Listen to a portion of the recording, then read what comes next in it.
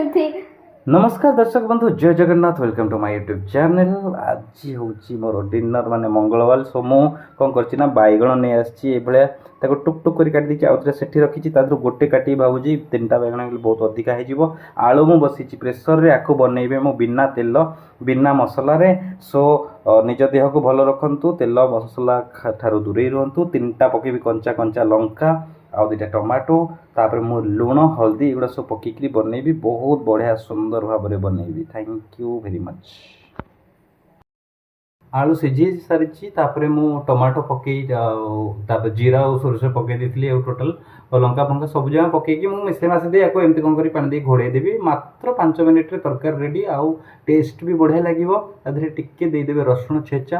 तेल जदि आप खाइबा चाहूना अल्प टिके रसुण छेचा जमी मुझे पकई दीजिए, बास्ना बढ़िया आसो। आउ देहपाई हेल्दी आउ प्लस कम समय।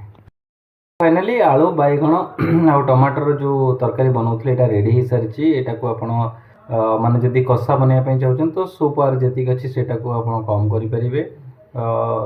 यहाँ बहुत बढ़िया टेस्ट लगुच। मुझे चाखी सारी रुटी रुटी सह खायापी बढ़िया लगे। भात सहित भी गोल खाईपारे। माने सबुठ बढ़िया हेल्दी आउ कम समय बनवा वाला सब्जी है।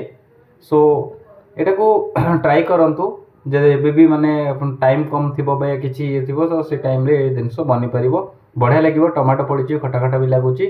सो खाइए भल टेस्ट लगे।